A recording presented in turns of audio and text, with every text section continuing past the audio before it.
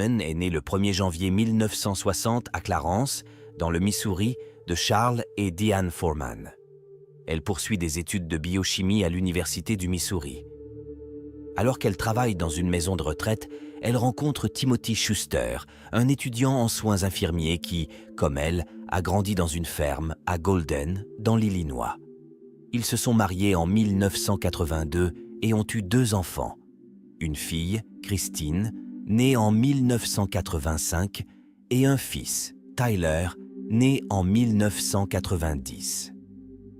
Juste avant la naissance de Tyler, la famille s'est installée à Fresno, en Californie, où Larissa a commencé à travailler dans un laboratoire de recherche agricole. Elle a ensuite créé sa propre entreprise, Central California Research Labs, CCRL, spécialisée dans la biochimie pour le secteur agricole. Son entreprise a prospéré et, en 2000, la famille a pu déménager dans une maison spacieuse à Clovis, en Californie. En 2001, les revenus de Larissa atteignent 160 000 $, soit le double du salaire de son mari, Timothy, qui travaille comme administrateur au St. Agnes Medical Center. Larissa consacrait de longues heures à son entreprise, quittant souvent la maison à 6h30 pour rentrer à 7h30, ce qui signifiait que Timothy devait souvent assumer les 2 rôles parentaux. En 2001, le mariage de Larissa et Tim a commencé à se détériorer et, en février 2002, Larissa a demandé le divorce.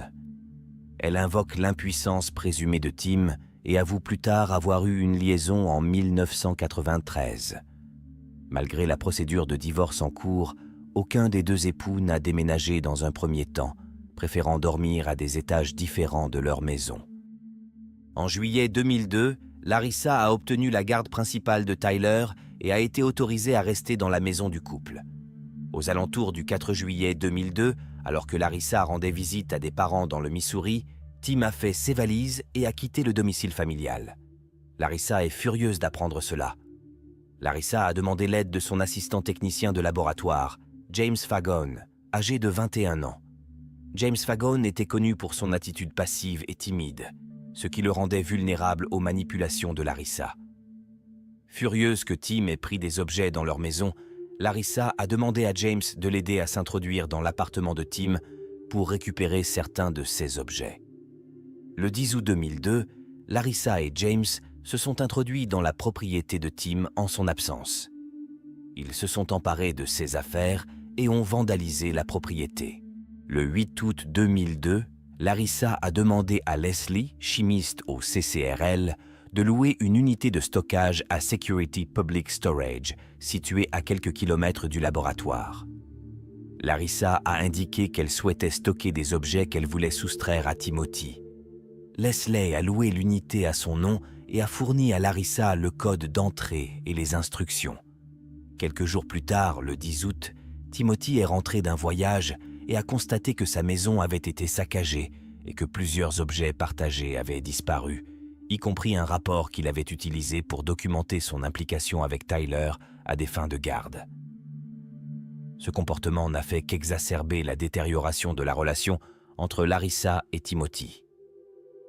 Suite aux actions de Larissa, Timothy a fait installer un système d'alarme et des détecteurs de mouvement à son domicile et a même obtenu une arme de poing et un permis de port dissimulé pour se protéger. Malheureusement pour Tim, il traverse une période difficile au travail. L'hôpital où il travaillait prévoyait des licenciements et Tim figurait sur la liste des membres du personnel à licencier. Le 9 juillet, Tim et son amie Mary Solis ont perdu leur emploi. Lorsque Larissa a appris la nouvelle, elle a ri. Le lendemain, 10 juillet, Tim ne s'est pas présenté au petit déjeuner avec Mary Solis.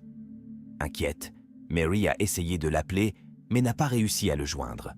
Elle a alors contacté leur ami commun, Vic, et lui a demandé de prendre des nouvelles de Tim. Vic se rend immédiatement chez Tim, mais ne trouve aucun signe de lui. Son pick-up était toujours garé dans le garage et le téléphone portable de Tim était posé sur la commode. L'inquiétude de Vic grandit au fur et à mesure qu'il réalise que Tim a disparu.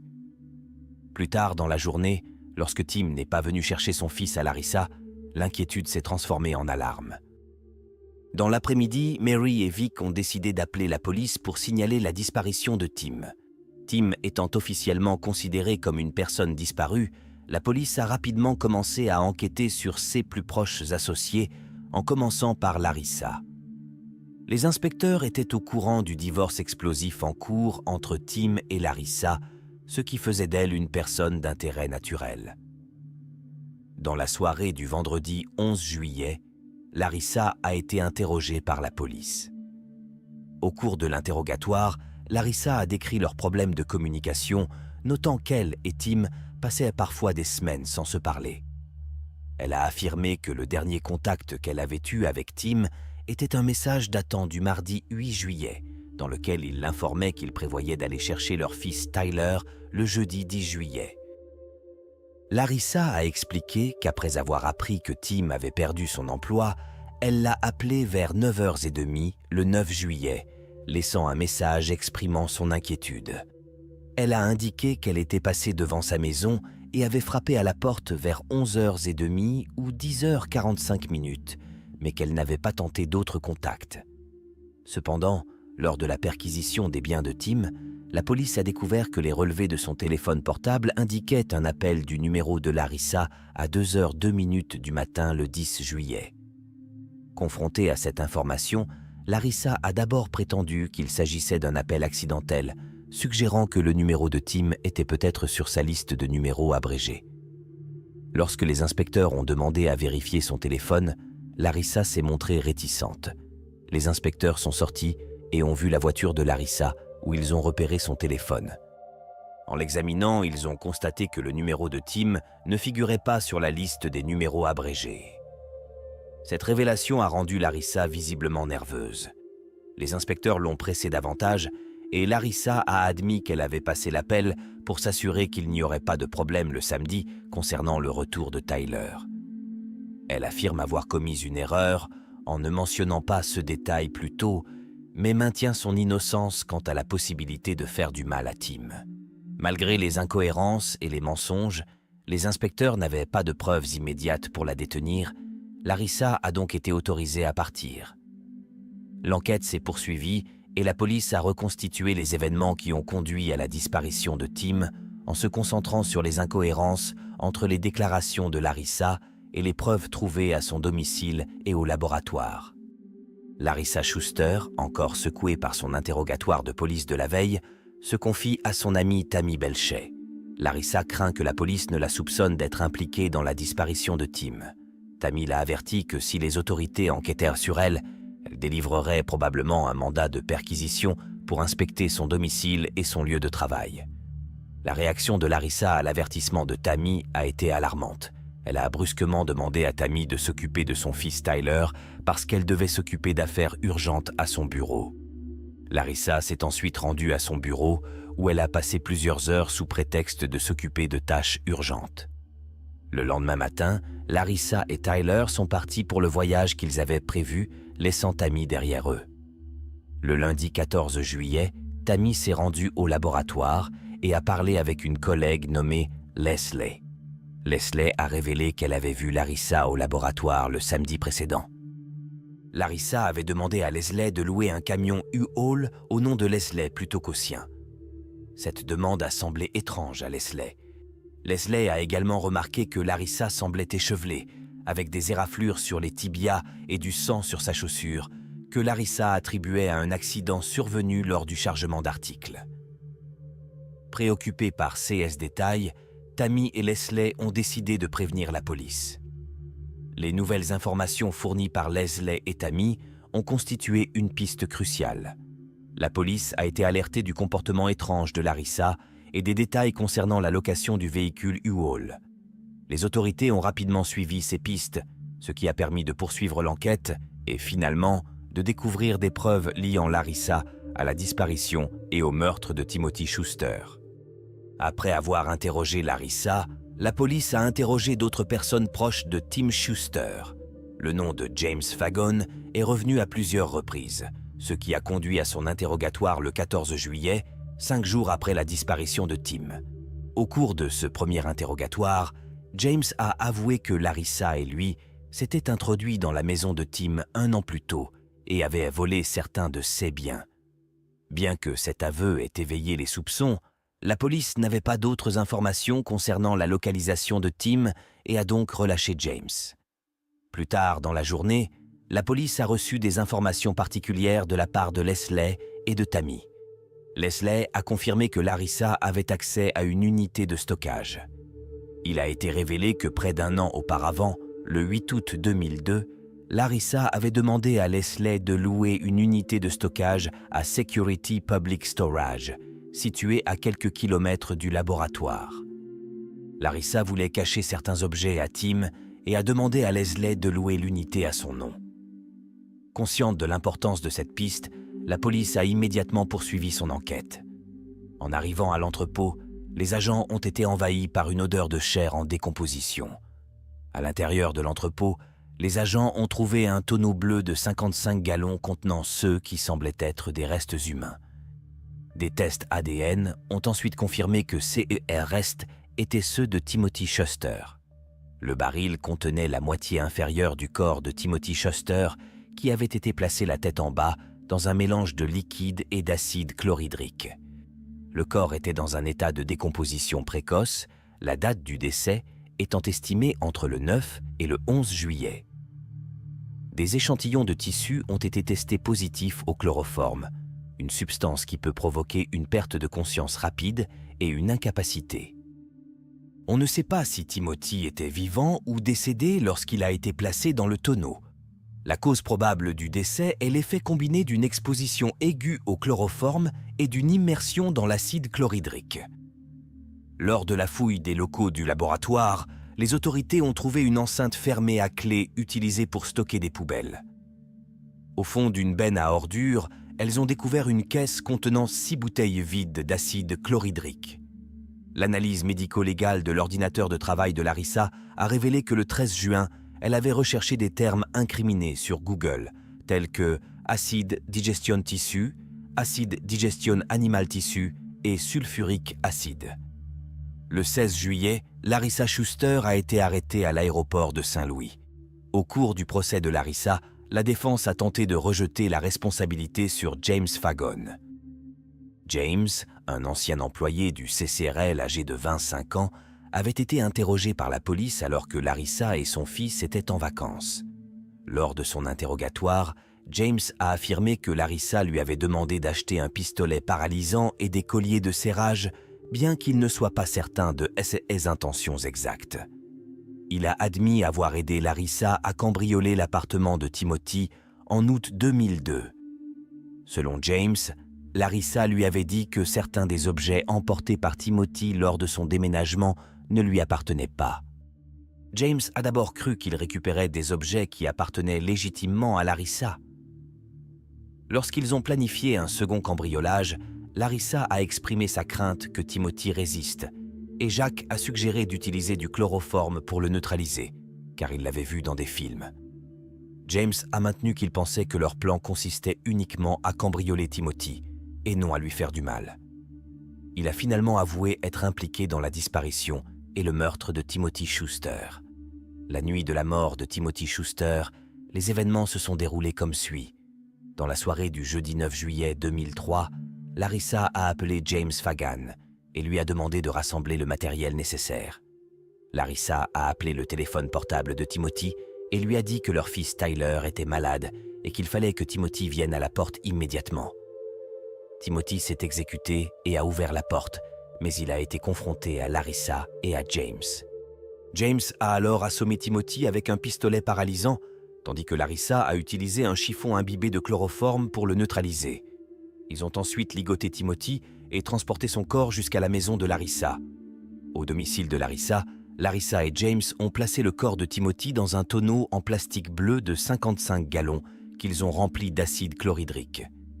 James a déclaré plus tard à la police que Timothy était peut-être encore en vie lorsque l'acide a été ajouté. Quoi qu'il en soit, à la fin de cette horrible nuit, Timothy Schuster était mort et le tonneau est devenu sa dernière demeure. James Fagon a été inculpé de meurtre au premier degré et d'enlèvement et a été jugé en novembre 2006. Sa défense a affirmé que Larissa avait organisé le meurtre et qu'il avait été contraint d'y participer sous la pression. James a affirmé que Larissa avait menacé sa vie, ce qui l'avait conduit à agir comme il l'a fait. Pour étayer cette défense, des amis de James, des collègues de travail et même Terry Lopez, l'ami de Larissa, ont témoigné. Tous les témoins ont déclaré que Larissa était extrêmement autoritaire et violente. Malgré les tentatives de James de revenir sur ses aveux, le jury a vu des images de son interrogatoire par la police, dans lesquelles il déclare « Je lui ai tenu le tonneau, je l'ai mis dedans, j'ai tiré toute la solution et elle ne pouvait pas le supporter. Alors elle a dit « Mettez le couvercle ». Alors je l'ai aidé à mettre le couvercle et elle l'a mis dans la remise. Lorsque le jury a rendu son verdict, James Fagon a été acquitté du chef d'enlèvement, mais reconnu coupable de meurtre au premier degré et de cambriolage. Il est intéressant de noter qu'avant le prononcé de la peine, le jury a demandé l'indulgence pour James. Néanmoins, le juge a condamné James Fagon à la prison à vie, sans possibilité de libération conditionnelle. Le procès de Larissa s'est ouvert le 22 octobre 2007, plus de 4 ans après son inculpation. En raison de l'importante publicité faite avant le procès et susceptible d'influencer les jurés, le procès a été déplacé de Clovis, en Californie, à Los Angeles. Les médias avaient surnommé Larissa Schuster la dame acide. Les procureurs ont présenté l'affaire au jury, arguant que Larissa avait orchestré le meurtre de Timothy, pensant qu'elle pouvait échapper à ses responsabilités. Ils ont souligné son accès aux produits chimiques impliqués dans le crime, compte tenu de sa formation de biochimiste dans un laboratoire de recherche. Le jury a entendu des messages vocaux troublants et incriminants que Larissa avait laissés sur le répondeur de Timothy. L'accusation a soutenu que la mort de Timothy était financièrement avantageuse pour Larissa et qu'elle l'emportait sur les bénéfices qu'elle recevrait du règlement de leur divorce imminent. James Fagon n'a pas témoigné au procès de Larissa, mais cette dernière a pris la parole pour se défendre. Pendant environ 5 jours, Larissa a fermement nié toute implication dans le meurtre de son mari. Elle a affirmé qu'elle ne connaissait pas les détails du crime et a accusé James d'en être le seul auteur. Larissa a déclaré que James l'avait informé. « Je l'ai entendu dire quelque chose comme qu'il y avait eu un accident et que Tim était mort. J'ai pensé qu'il plaisantait. » Elle a admis avoir aidé James à déplacer le corps de Timothy, mais a insisté sur le fait qu'elle n'avait aucune connaissance préalable du meurtre.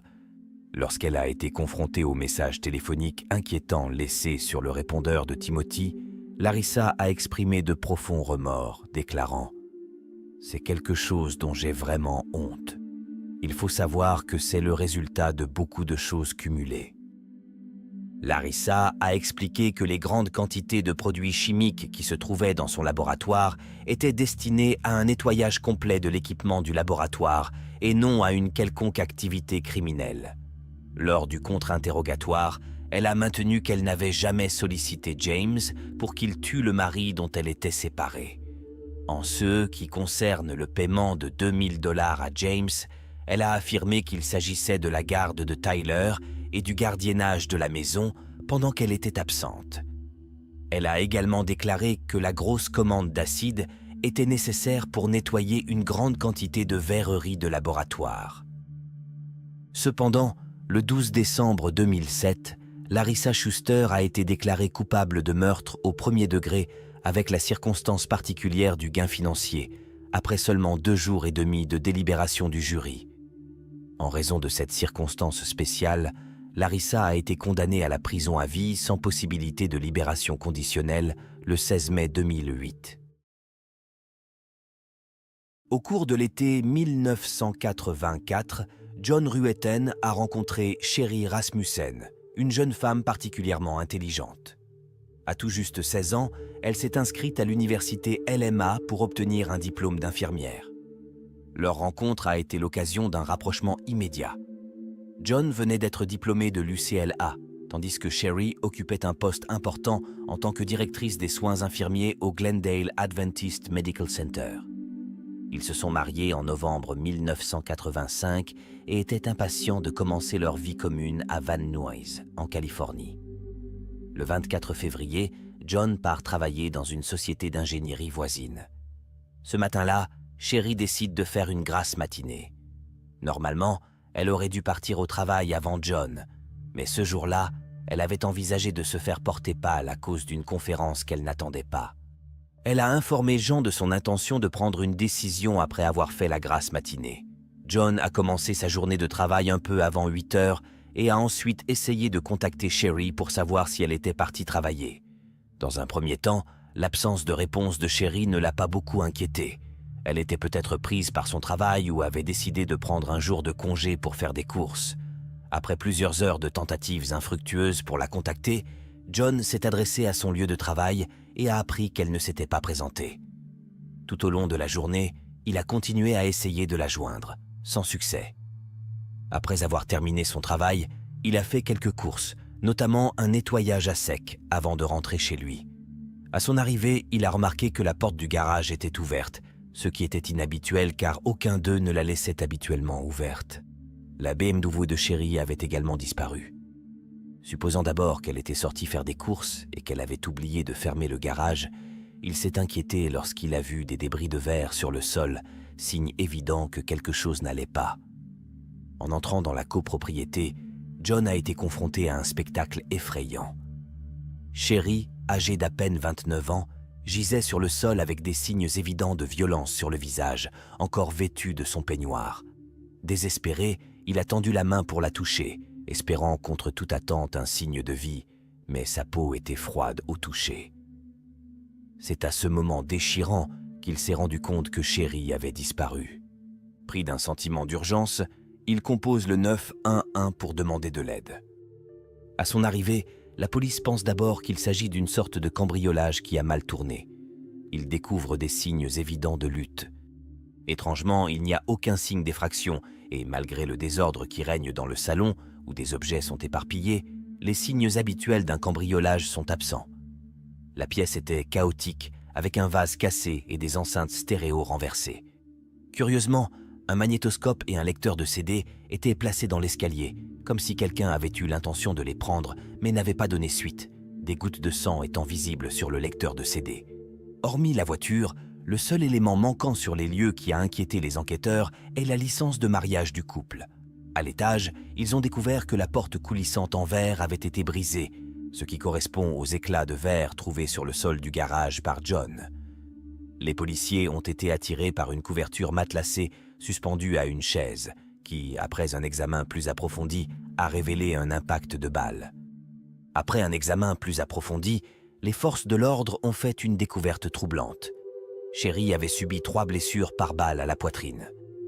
Il semble qu'elle ait été touchée une fois, puis que l'agresseur ait placé l'arme directement contre sa poitrine pour tirer 2 fois de plus, en utilisant la couverture pour étouffer les coups de feu. 2 balles de calibre 38 ont été retrouvées sur le corps de Sherry. Chacun de ces tirs aurait été mortel en très peu de temps. Il est clair que quelqu'un avait l'intention d'assurer sa mort. Outre les blessures au visage, probablement causées par un coup de vase, une morsure inquiétante a été relevée à l'intérieur de l'avant-bras gauche. La police a effectué un prélèvement pour recueillir des preuves. La police a d'abord soupçonné John Ruetten, mais celui-ci disposait d'un alibi solide. Il était au travail au moment du meurtre, ce qui a été corroboré par ses collègues. Malgré cela, les enquêteurs ont approfondi l'histoire personnelle de John et de Sherry à la recherche d'indices. Ils ont découvert que lorsque John a rencontré Sherry pour la première fois, il avait une relation avec une autre femme. Cependant, dès qu'il a rencontré Sherry, il a déclaré « C'est celle qu'il me faut » et a prétendument mis fin à la relation précédente. Ils se sont fiancés l'année suivante et se sont mariés. L'enquête a révélé qu'avant de rencontrer Sherry en 1978, John avait étudié l'ingénierie à l'UCLA, où il avait une camarade de classe nommée Stéphanie Lazarus. Elle vivait juste au bout du couloir, dans le même dortoir, et John et Stéphanie ont entamé une relation amoureuse intermittente. Pour John, cette relation était occasionnelle, mais pour Stéphanie, elle signifiait beaucoup plus. Elle était profondément amoureuse de John et considérait leur relation comme sérieuse. Ils ont poursuivi leur relation occasionnelle tout au long de l'université jusqu'à ce qu'ils obtiennent leur diplôme. Par la suite, John a entamé un nouveau chapitre en travaillant pour un fabricant de disques durs, tandis que Stephanie s'est lancée dans une carrière d'officier de patrouille au sein de la police de Los Angeles. Pendant cette période, John a fréquenté d'autres femmes, ce qui a beaucoup dérangé Stephanie.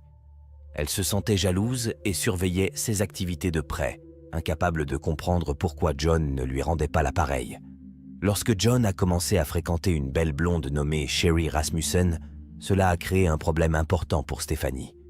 Stephanie n'était pas consciente de la gravité de la relation entre John et Sherry jusqu'à ce qu'elle organise une fête surprise pour le 25e anniversaire de John. C'est alors que John a révélé à Stephanie qu'il était profondément épris de Sherry et qu'il pensait qu'elle pourrait être l'élu. Cette nouvelle a dévasté Stephanie, qui avait espéré une issue différente. Au fil du temps, malgré ses souhaits, la relation entre John et Sherry n'a fait que se renforcer, passant du stade de la rencontre à celui de l'emménagement ensemble. Leur amour est indéniable. Stephanie a cependant commencé à s'immiscer davantage dans la vie de John et Sherry, se présentant souvent à l'improviste à leur domicile et demandant l'aide de John pour diverses questions. À une occasion, elle est arrivée chez eux habillée pour impressionner dans une tenue de sport moulante, apportant même ses skis et demandant à John de les farter. Bien que Sherry ait raisonnablement demandé à John de refuser les demandes de Stephanie, ce dernier a accepté de l'aider. Cette situation a amené Sherry à se demander s'il existait une relation entre John et Stephanie. Elle a interrogé John à ce sujet et il lui a répondu que tout était fini entre eux et qu'ils n'étaient que des amis. Sherry a cru aux paroles de John. Le temps passe et John finit par demander Sherry en mariage. Lorsque Stephanie apprend leur fiançailles, les choses prennent une tournure dramatique. Stephanie a appelé John de toute urgence et a insisté pour qu'ils se rencontrent dans son appartement afin de discuter de la situation. John a accepté et s'est rendu sur place. Au cours de leur conversation, Stephanie s'est épanchée sur ses sentiments, disant à John qu'elle avait besoin de lui, qu'il était celui avec qui elle voulait être. Elle lui a demandé de mettre fin à sa relation avec Sherry parce qu'elle l'aimait et qu'elle voulait un avenir ensemble. En réponse, John a couché avec elle, affirmant que c'était pour tourner la page et l'aider à aller de l'avant. Après avoir avoué à Sherry qu'il avait couché avec Stephanie, John l'a supplié de le pardonner et l'a assuré de son amour et de son engagement à l'épouser. Malgré la trahison, Sherry a choisi de pardonner à John et ils ont décidé d'aller de l'avant avec leur relation et leur projet de mariage. Ils se sont mis d'accord sur le fait que John devait rompre définitivement tout lien avec Stephanie. Cependant, après le mariage de John et Sherry, Stephanie a commencé à harceler Sherry. Elle s'est présentée à l'improviste à l'hôpital où Sherry travaillait, insistant sur le fait que sa relation avec John n'était pas terminée et proférant des menaces inquiétantes telles que « Si je ne peux pas avoir John, personne ne pourra l'avoir ». Stephanie a intensifié son comportement en appelant Sherry jour et nuit pour raccrocher lorsque Sherry répondait. Une fois, Sherry est rentrée chez elle et a trouvé Stephanie qui attendait devant sa porte, vêtue de son uniforme de police, tentant manifestement de l'intimider. Sherry a fait part à John, à ses amis et à sa famille de sa profonde inquiétude face à l'intimidation de Stephanie Lazarus. Elle a supplié John de confronter Stephanie et d'insister pour qu'elle cesse tout contact, espérant qu'il la protégerait des menaces de Stephanie.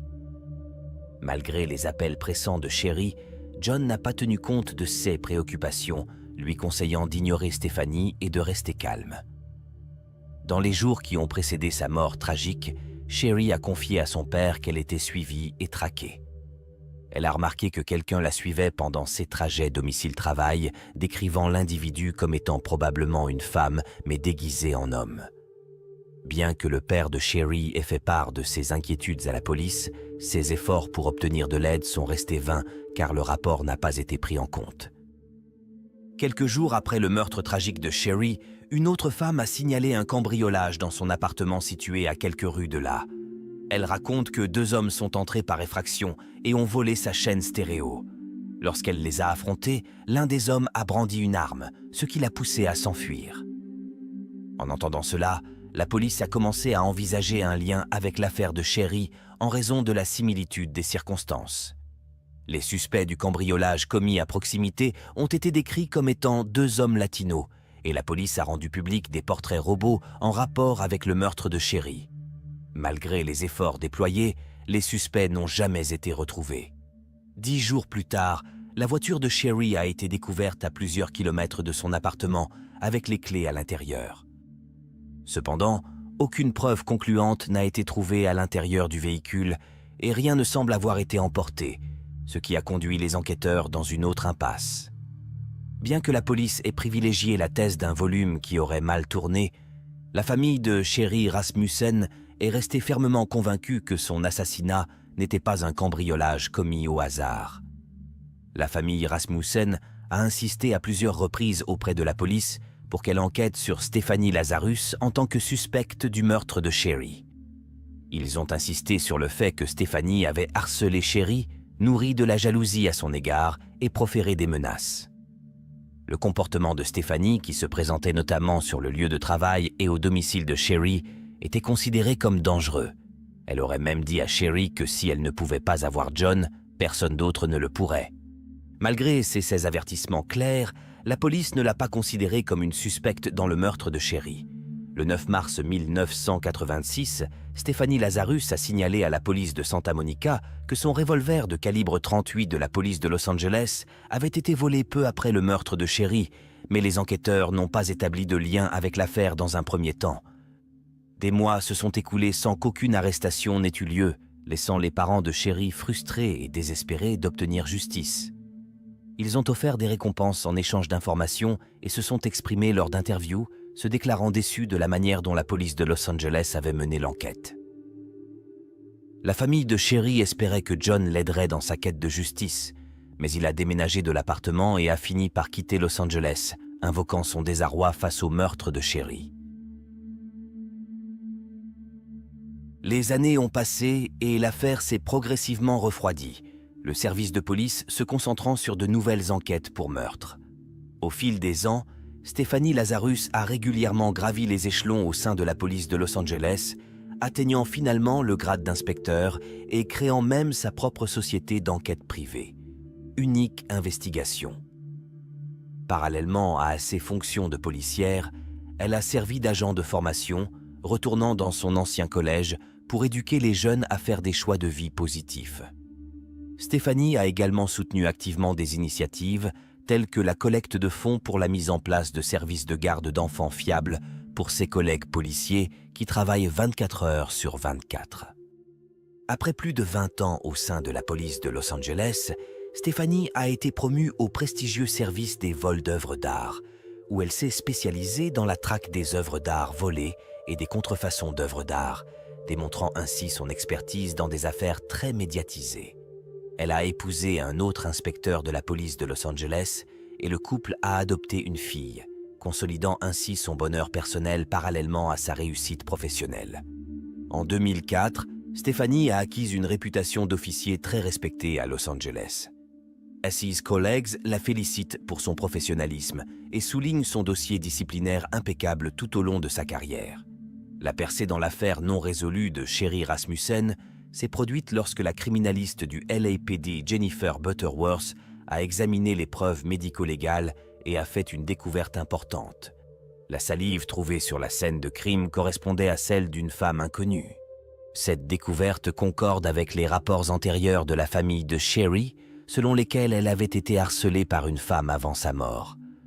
Cependant, malgré ces épreuves cruciales, la police de Los Angeles a persisté à maintenir sa théorie initiale selon laquelle il s'agissait d'un cambriolage qui avait mal tourné et s'est montrée réticente à envisager d'autres explications. Ce n'est qu'en 2009, lorsque les inspecteurs Jim Nuttall et Pete Barba ont commencé à réexaminer les affaires non résolues, qu'un nouvel élan a été donné à l'enquête sur le meurtre de Sherry. Après un examen approfondi des dossiers, ils ont été frappés par les preuves ADN qui désignaient une femme comme suspecte. En outre, ils ont constaté que la théorie du cambriolage manquait de crédibilité pour plusieurs raisons, ce qui les a incités à réévaluer l'ensemble de l'affaire avec un regard neuf. Tout d'abord, seule la voiture de Sherry et son certificat de mariage ont été dérobés, alors que des objets de valeur tels que ses bijoux ont été laissés intacts et à la vue de tous. Cela suggère que le motif n'était pas le volume, car un cambrioleur ordinaire aurait pris plus d'objets. Deuxièmement, le crime a eu lieu pendant la journée dans une communauté fermée avec des voisins proches, ce qui en fait un endroit risqué pour un cambriolage. Dans cet environnement, il aurait été facile pour tout intrus d'être vu ou identifié, ce qui aurait encore affaibli la théorie du volume. Sur la base de CES observations et des preuves ADN désignant une femme suspecte, Nuttall et Barba ont conclu que la scène de crime avait probablement été mise en scène pour ressembler à un cambriolage. Ils ont émis l'hypothèse que l'auteur du crime avait accès à une clé ou avait crocheté la serrure, pénétrant dans l'appartement avec l'intention spécifique de blesser et de tuer Sherry, plutôt que de voler des objets de valeur. Les inspecteurs Jim Nuttall et Pete Barba se sont penchés sur l'affaire Sherry Rasmussen de façon méthodique, en commençant par le début et en examinant méticuleusement tous les rapports et toutes les preuves. Tout au long de leur examen, un nom ne cesse de refaire surface. Stephanie Lazarus, l'ex-petite amie de John, le mari de Sherry. Conscients de l'importance de ce lien, Nuttall et Barba savaient qu'ils devaient parler à John pour recueillir davantage d'informations. En contactant John Ruetten, la brigade des affaires non résolues lui a demandé s'il connaissait des femmes qui auraient pu avoir un motif pour faire du mal à Sherry. John a immédiatement mentionné Stephanie Lazarus, révélant qu'elle était officier de police. Cette révélation a incité la police de Los Angeles à lancer une enquête discrète sur Stephanie qui a duré plusieurs mois. L'enquête a été tenue secrète afin d'éviter de mettre la puce à l'oreille de Stephanie et de s'assurer qu'elle ne se doutait de rien et n'était pas prise au dépourvu. Le maintien du secret était crucial car il cherchait à rassembler des preuves sans alerter Stephanie de leur examen minutieux de l'affaire Sherry. Pour ajouter à l'intrigue, le bureau de Stephanie Lazarus se trouve directement de l'autre côté du couloir de la brigade des affaires non résolues, un détail qui souligne la nature de leur opération secrète au sein du quartier général de la police de Los Angeles. Il la rencontrait régulièrement dans les couloirs et partageait des pauses café avec elle, tout en construisant leur dossier contre elle pour le meurtre de Sherry Rasmussen. Malgré cette proximité, les détectives ont opéré dans la plus grande discrétion. Leur principal objectif était d'obtenir l'ADN de Stephanie pour le comparer à l'échantillon de la morsure trouvée sur la scène de crime. Cela a nécessité une planification minutieuse et de la patience. L'occasion s'est présentée lorsque Stephanie a jeté une tasse qu'elle avait utilisée. Saisissant l'occasion, ils ont récupéré le gobelet, testé l'ADN et confirmé qu'il correspondait à la salive de la scène de crime. Avec cette preuve cruciale en main, Stephanie Lazarus est rapidement devenue l'unique cible de l'enquête sur le meurtre de Sherry. Le 5 juin 2009, 23 ans après le crime, Stephanie est conviée à une réunion sous prétexte de la conseiller sur une affaire. Mais ce n'était qu'un prétexte pour commencer son interrogatoire. Étant donné que Stephanie Lazarus était une collègue, les inspecteurs se sont méticuleusement préparés à ce moment crucial, sachant qu'ils devaient mener l'interrogatoire avec le plus grand soin et la plus grande minutie. Les inspecteurs qui s'occupaient de Stephanie Lazarus savaient qu'ils avaient affaire à une enquêtrice chevronnée qui avait elle-même l'habitude de mener des interrogatoires.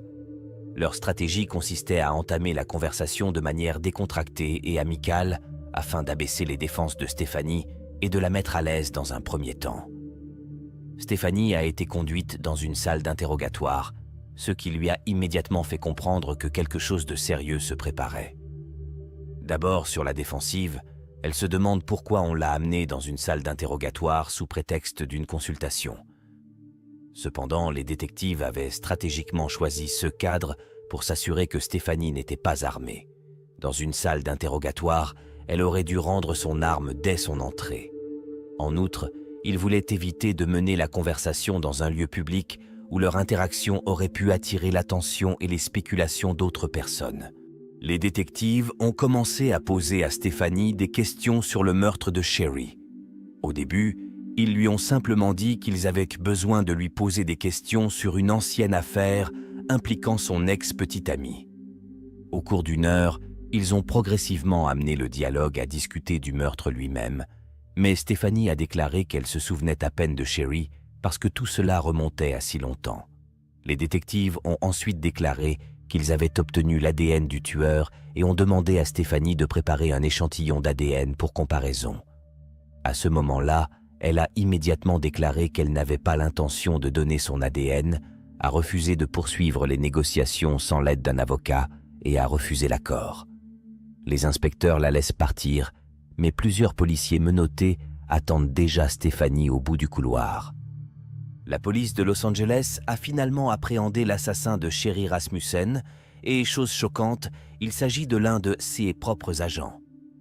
Cette révélation confirme les convictions de longue date de la famille Rasmussen, qui n'a cessé d'affirmer que Stephanie était responsable du meurtre de Sherry. Bien que la technologie de l'ADN n'ait pas été disponible en 1986, des indices cruciaux tels que la marque de morsure et les rapports sur la traque et les menaces de Stephanie à l'encontre de Sherry étaient présents. Si les autorités avaient pris ces avertissements au sérieux et enquêté avec plus de diligence, elles auraient pu découvrir la culpabilité de Stephanie bien plus tôt. Au cours de l'enquête menée au domicile de Stephanie, les inspecteurs ont examiné son journal intime. Dans l'un d'eux, elle se lamente « J'ai appris que John allait se marier. Je me suis sentie profondément déprimée. » Le journal contenait également de nombreuses photos de John. Les enquêteurs ont déterminé que Stephanie avait été absente du travail du 21 au 24 février et qu'elle avait repris le travail le 25. Personne n'a déclaré avoir observé de blessures sur elle pendant cette période. Le procès de Stephanie Lazarus a débuté le 6 février 2012 et a duré 3 semaines. Les procureurs ont soutenu que Stephanie nourrissait une intense jalousie à l'égard de Sherry en raison de sa relation et de son mariage avec John, ce qui l'a conduite à pénétrer dans l'appartement de Sherry ce jour-là avec l'intention de la tuer. Les enquêteurs pensent que Stephanie s'est débarrassée de l'arme du crime et a mis en scène une effraction de voiture pour tromper les autorités. Ils ont dépeint Stephanie comme une tueuse narcissique et obsédée qui a utilisé sa formation de policière pour orchestrer un scénario ressemblant à un cambriolage raté. Le témoignage émouvant de John Ruetten, qui a raconté sa relation avec Sherry, a constitué un moment clé du procès. Il a exprimé de profonds remords quant à son implication avec Stephanie alors qu'il était fiancé à Sherry, qualifiant cette relation d'erreur. Finalement, Stephanie Lazarus, alors âgée de 52 ans, a été reconnue coupable de meurtre au premier degré et condamnée à une peine de 27 ans d'emprisonnement à perpétuité. Elle est actuellement incarcérée à l'institution californienne pour femmes de Corona, avec une possibilité de libération conditionnelle en 2034. L'affaire a tourné de manière décisive grâce à la preuve ADN d'une morsure que Stephanie a laissée sur Sherry Rasmussen, qui l'a liée de manière concluante à la scène du crime.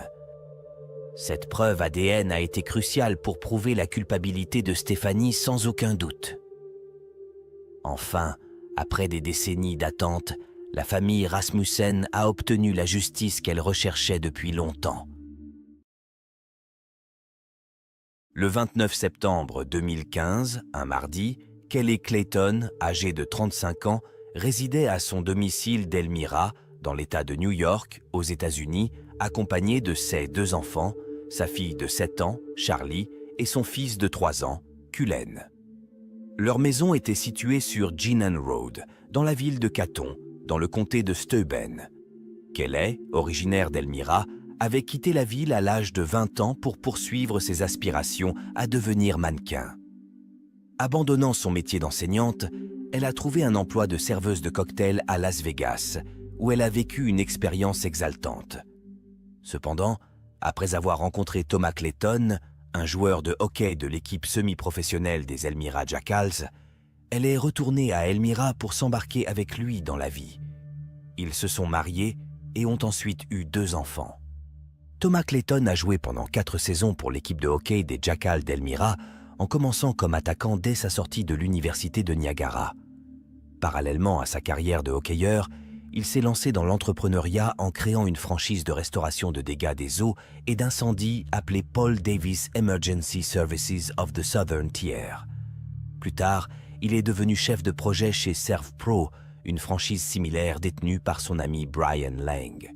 Pendant ce temps, Kelly travaillait au Woodhouse Stadium Grill à Corning. Malgré leur emploi du temps chargé, ils semblaient être une famille heureuse de 4 personnes. Dans la nuit du 28 septembre, Thomas a participé à sa partie de poker habituelle du lundi soir avec des amis, une routine qu'il suivait fidèlement. Quittant leur résidence de Ginen Road, il a roulé environ 10 minutes jusqu'à la maison de son ami où se déroulait la partie. Thomas a participé à la partie de poker jusqu'à 12h20, puis est rentré chez lui vers 12h30. En entrant dans la maison, il a fait la découverte déchirante du corps sans vie de Kelly sur le sol de la cuisine après avoir été sauvagement assassiné. Thomas a immédiatement composé le 911 vers 12h34. Kim Bourgeois, la sœur de Kelly, et leur mère sont arrivées à la maison moins d'1 heure après l'incident. Elles ont été confrontées à une scène de crime horrible, marquée par de nombreuses éclaboussures de sang. Les éléments de preuve suggèrent que Kelly a d'abord été agressée dans sa chambre, puis que les violences se sont poursuivies dans le couloir, les escaliers et la cuisine, où son corps sans vie a été découvert.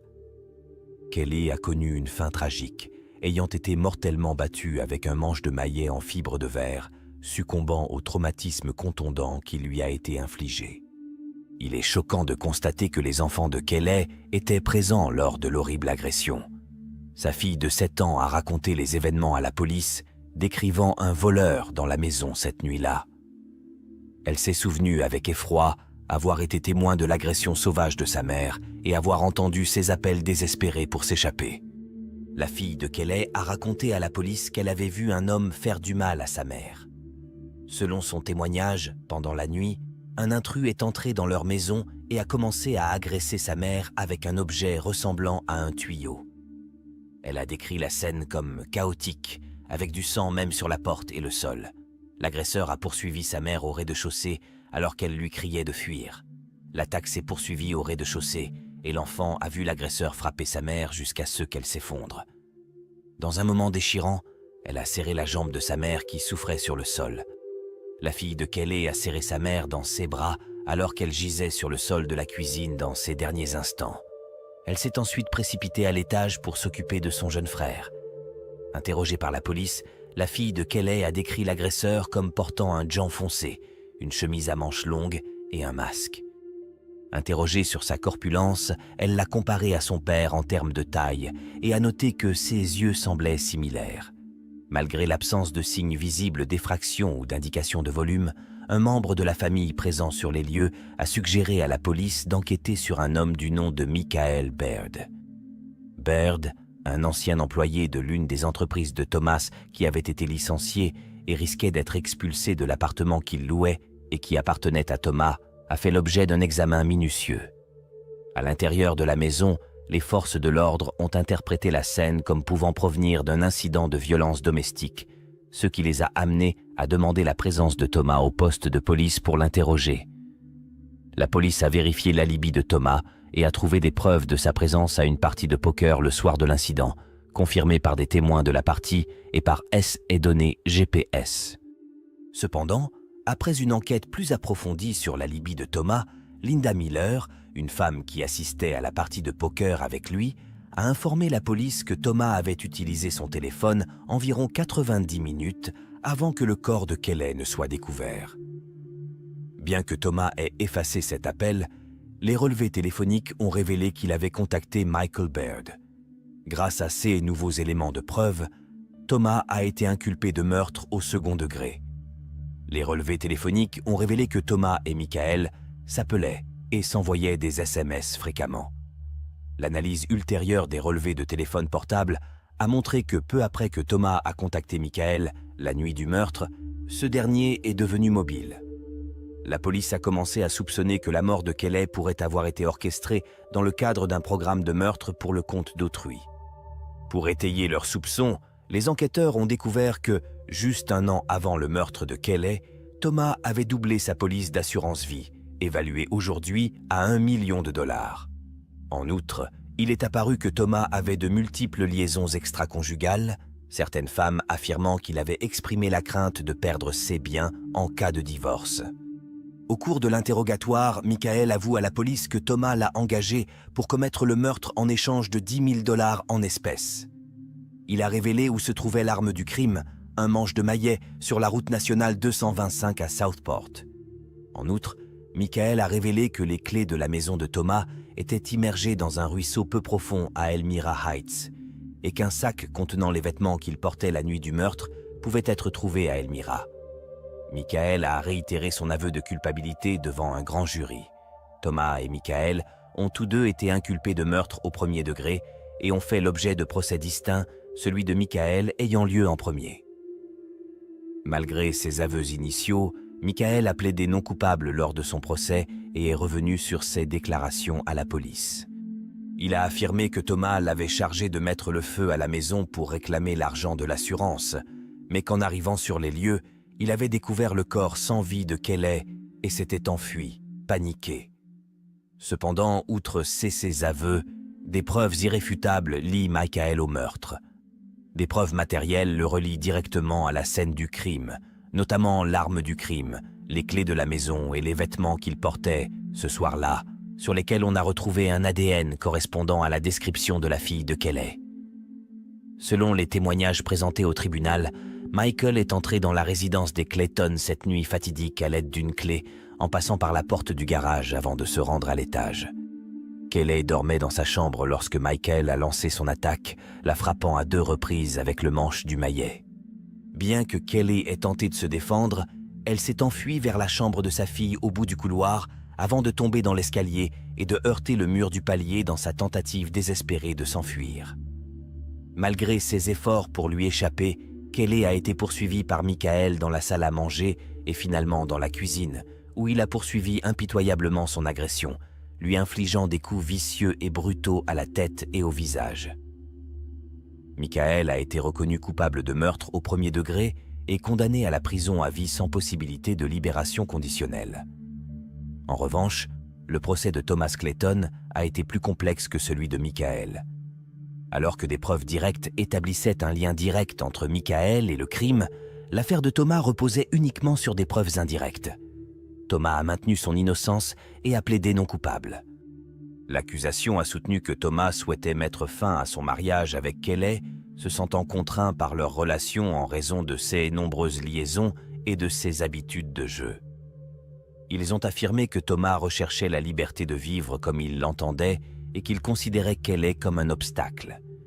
Ils affirment qu'il a demandé à Michael d'assassiner Kelly, non seulement pour obtenir cette liberté, mais aussi pour bénéficier financièrement de la police d'assurance. Thomas se serait confié à certaines des femmes avec lesquelles il avait des liaisons, exprimant ses craintes de divorcer de Kelly par peur de perdre ses biens. Au cours du procès, plusieurs femmes avec lesquelles, selon l'accusation, Thomas avait des relations, ont témoigné et raconté les remarques désobligeantes qu'il leur avait faites au sujet de Kelly. La cour a également été informée que Thomas avait fait une déclaration troublante à la nièce de Kelly, laissant présager un avenir inquiétant. « Ce sera le dernier Noël où je serai là et où nous serons ensemble en tant que famille. » L'accusation a dû relever le défi de démontrer au jury le lien entre Michael et Thomas, et en particulier d'établir comment ils se connaissaient. S'il était incontestable que Michael travaillait pour Thomas, l'essentiel était de présenter des preuves suffisantes indiquant que Thomas avait engagé Michael pour commettre le meurtre de Kelly. Les preuves présentées au tribunal ont révélé que 12 jours seulement avant le meurtre de Kelly, Michael avait été licencié par Thomas, ce qui lui avait causé des difficultés financières et l'avait empêché de payer le loyer de l'appartement qu'il louait à Thomas. En outre, Michael n'avait pas de moyens de transport personnel ni de permis de conduire. En outre, quelques jours avant le meurtre de Kelly, Thomas a acheté une bicyclette pour Michael qui est devenue son moyen de transport. Pendant cette période cruciale de 12 jours, Thomas et Michael ont maintenu des contacts téléphoniques fréquents, ce qui a suscité des soupçons quant à la nature de leur relation et aux circonstances entourant le meurtre de Kelly. 6 jours avant le meurtre de Kelly, une personne de l'entreprise de Thomas a contacté un entrepôt voisin pour s'enquérir de la couverture des caméras de surveillance situées à l'extérieur des locaux et plus particulièrement pour savoir si les biens de l'entreprise se trouvaient dans leur champ de surveillance. 3 jours plus tard, Thomas a lui-même contacté une connaissance pour lui demander si des caméras de surveillance étaient présentes à l'extérieur d'une auberge située à Elmira. Bien que la connaissance soit incertaine et propose d'enquêter plus avant, Thomas rejette l'affaire, indiquant qu'il n'y a pas lieu de poursuivre l'enquête. Il est intéressant de noter que cette auberge est devenue plus tard l'endroit où Michael s'est débarrassé de certains objets datant de la nuit du meurtre. Le soir du meurtre, Thomas a participé à une partie de poker, mais il n'a pas utilisé son propre véhicule pour se déplacer. Il a plutôt utilisé l'un des camions de l'entreprise. Plus tôt dans la journée, Thomas et l'un de ses employés avaient échangé leur camion pour faciliter le déchargement d'un VTT, s'écartant ainsi de la routine habituelle de Thomas en matière de transport. Le jury a pris connaissance des images des caméras de surveillance de l'unité de stockage adjacente à l'entreprise de M. Thomas, qui ont filmé des mouvements cruciaux de véhicules. En particulier, le camion personnel de Thomas, un véhicule marron, a été vu quittant le parking vers midi. Par la suite, le camion marron, identifié comme étant celui que Thomas conduisait, est parti à 1h09 et est revenu à 6h04. Quelques minutes plus tard, il est reparti, accompagné d'un autre camion de la société. Notamment, Thomas est arrivé à la partie de poker plus tard dans la soirée, à 8h, au volant du même camion de société qui était parti en même temps que le camion marron. L'accusation a soutenu que le camion marron avait été utilisé par Michael pour se rendre au domicile des Clayton. Après l'appel de Thomas à Michael, ce dernier se serait rendu au domicile des Clayton, accompagné de Mark Blandford, qu'il avait pris en charge en cours de route. Arrivé à la résidence des Clayton, Michael est sorti du camion et est entré dans les locaux, tandis que Mark est resté dans le véhicule. Après environ 15 minutes, Michael est sorti de la maison, visiblement agité, transpirant et portant un manche de môle. Après avoir quitté la résidence des Clayton, Michael et Mark sont retournés à Elmira, où ils se sont débarrassés du manche en cours de route et ont jeté un sac de vêtements dans l'eau à un autre endroit. La camionnette marron, associée à Thomas, est rentrée dans le parking de l'entreprise à 12h55. Les images de surveillance ont filmé un individu quittant le parking peu de temps après, à bicyclette. À son retour de la partie de poker et après avoir découvert le corps de Kelly, Thomas a contacté les services d'urgence.